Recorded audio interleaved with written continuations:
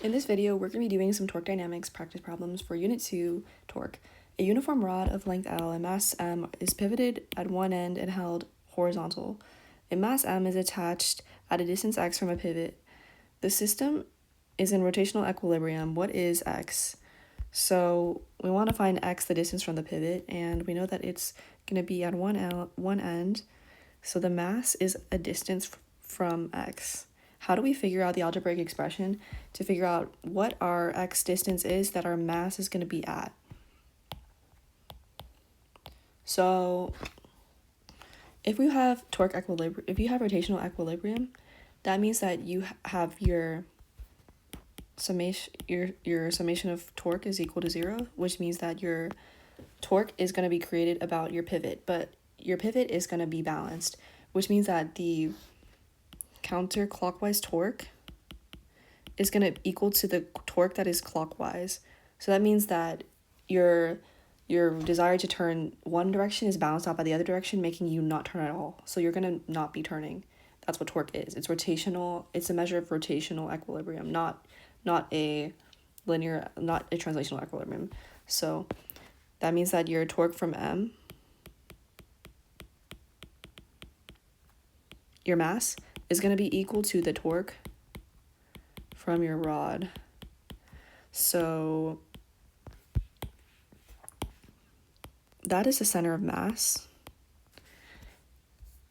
So you're going to have mgx is equal to large M g L over 2.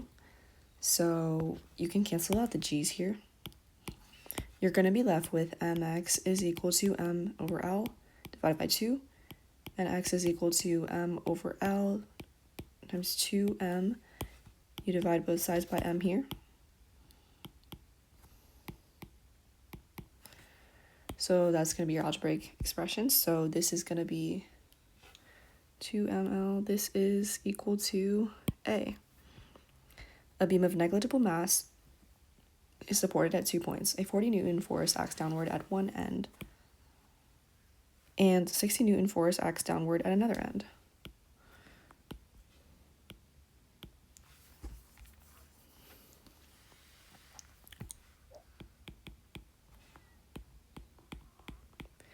We're in equilibrium, so that means that we have to find which statement is true here. So you have rotational equilibrium, which means that your summation of your torque is equal to 0.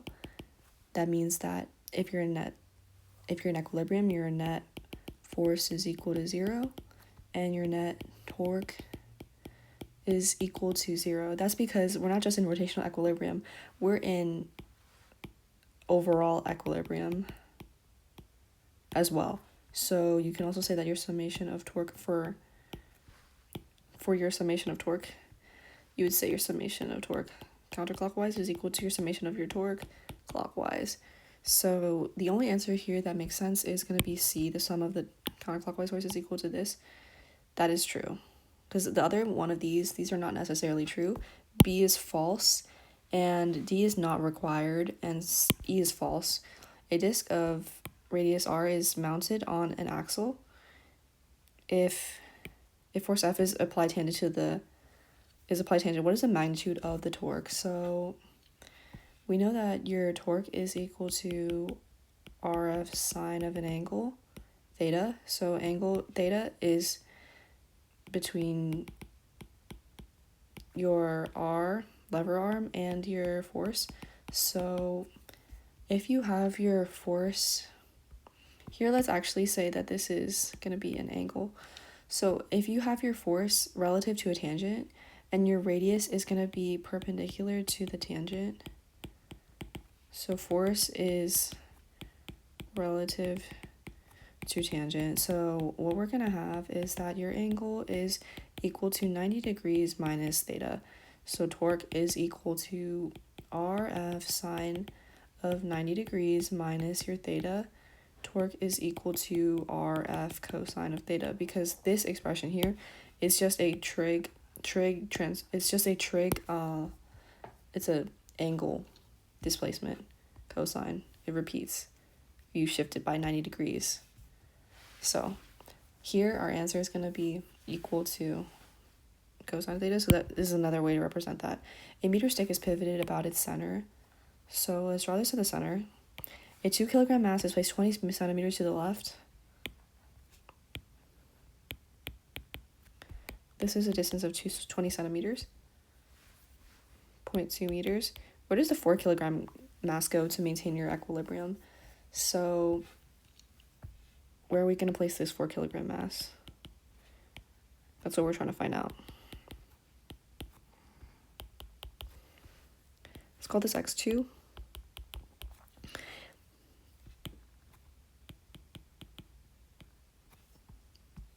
Well, in this scenario, we want to maintain equilibrium. And again, like we've seen earlier, the torque when you are in equilibrium is summation of torque is equal to 0. So you're just going to set your counterclockwise torque equal to your clockwise torque. So you're going to have that 2 grams times 0.20 is equal to 4 grams times x. So you're going to cancel out your g's here because you have 2 g's on both sides. You have 1 g on both sides, I mean. So this is going to be 2 times 0.20 is equal to 4x. Divide both sides by 4, then you just get that x is equal to 10 centimeters. So your answer is going to be 10 centimeters, right? A non-uniform beam is in equilibrium under 3 forces. If one of the forces is removed, then what is immediately true afterwards? So if you are in equilibrium, this says equilibrium, so we're talking about overall equilibrium here. So if you have overall equilibrium, your summation of your forces is going to be equal to 0, and also your summation of your torque is also going to equal to 0. If you remove one force, then that means that the forces no longer balance,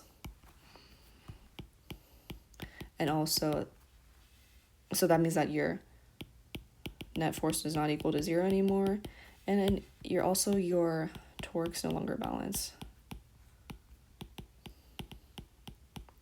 because force is related to torque and torque is equal to FR sine theta, so that means your net torque is no longer equal to 0 either. So that means that you're both going to have your object translate. So I'm going to say object will translate, and also your object will rotate. So your answer is the summation of your force is no longer equal to 0, and your summation of your torque is no longer equal to 0. So if your force is not 0 and your torque is not 0, that means you have G. So a horizontal rod is hinged at one end. A cable supports the other end at an angle of theta. As your angle decreases, what happens to the tension in the cable? At one end, at the other end, it's going to be supported by an angle. Okay. We'll say our hinge is here. This is going to be our wall. And this is going to be our angle. We want to find what the tension is. What is Ft? So we have the torque T is equal to T sine of theta times L, because only the perpendicular component of the tension is going to contribute. Because if this is our pivot, then you have something here. You can break this tension force into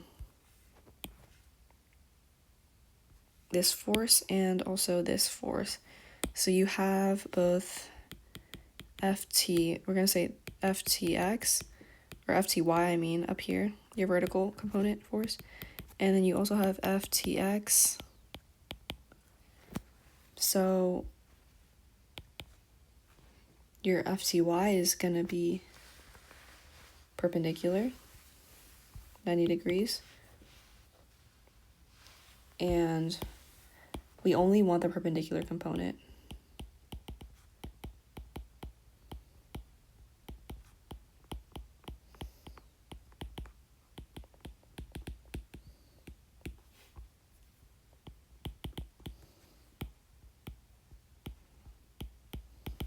So now our weight torque is going to be equal to mg times L over 2. That's because your weight is going to act at your center of mass.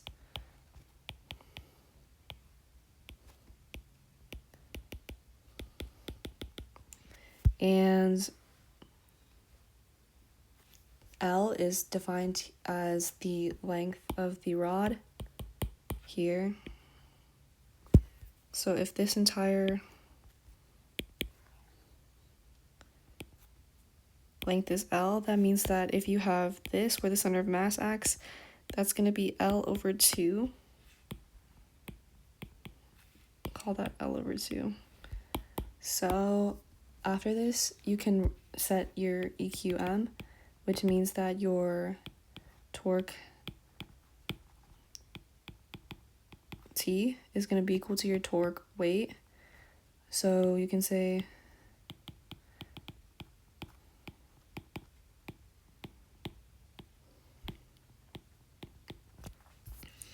then you can cancel out your L.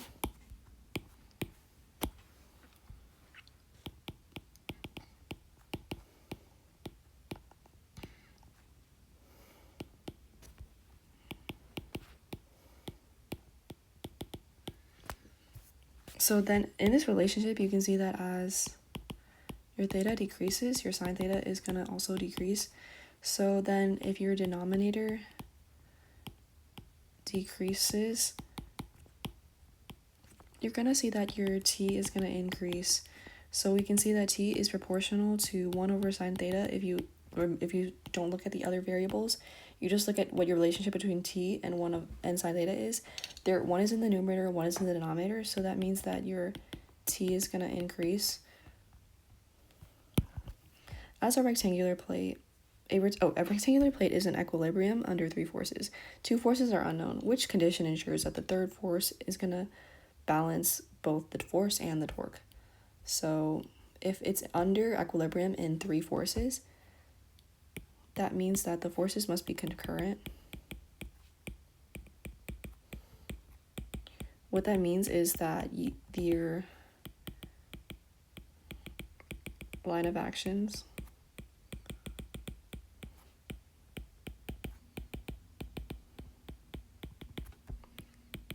must intersect at one point.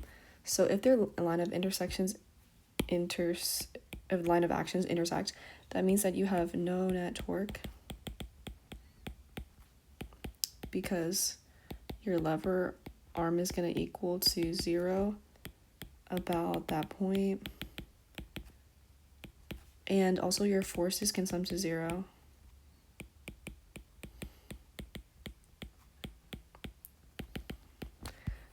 So the third force must pass through the center of mass. That's not necessarily it. Magnitudes alone here for third forces must be equal to the magnitude, sum of the other two. Magnitudes alone is not enough to know. The line of action must intersect with the intersection of the other two. That's correct. D is irrelevant and E is not required. So a wheel is subjected to 2 equal and opposite forces acting at different points on its rim. What is the result?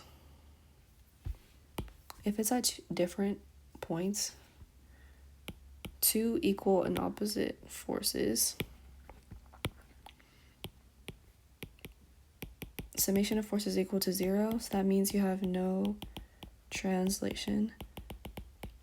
So if the forces are going to be at different points, that means you have different lever arms, and that means that each produces torque in the same direction, which means that your T net is not equal to 0. Now, what that means is that you have no net force using summation of F is equal to MA, therefore no acceleration. Therefore, acceleration is equal to 0. And that also means that you also have a non-zero torque. So you can say that summation of torque does not equal to 0. Therefore, angular acceleration does not equal to 0. So that means you have pure rotation.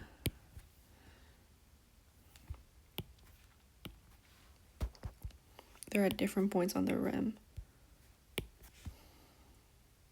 So A uniform ladder leans against a frictionless wall and rests on a floor. Which force provides the torque that prevents the slipping?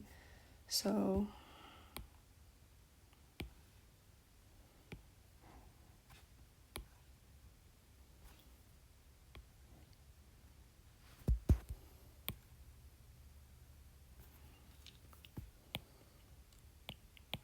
you'd have your weight here. You'd have your F here. You'd have your FN here. This is where it has contact with the wall.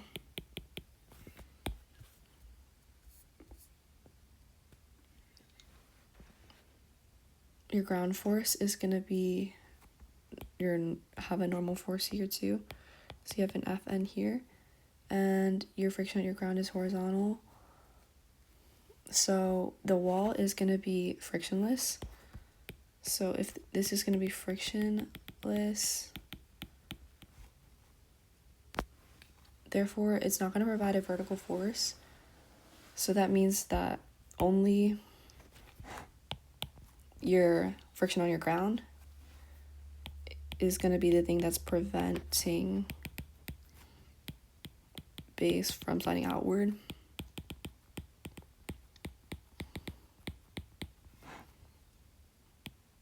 This is your necessary horizontal force at your base.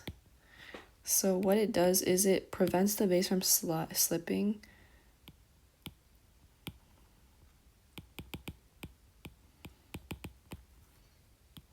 And it also is going to be the thing that balances your torque for your friction.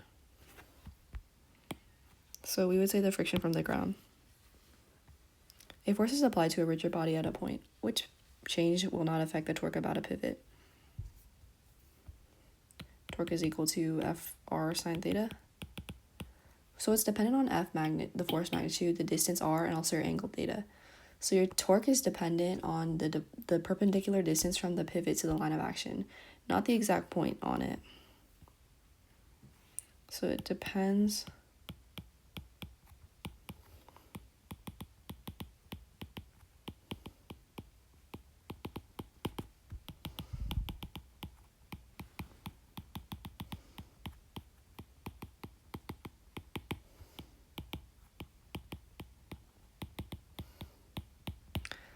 so we don't care about the line of action.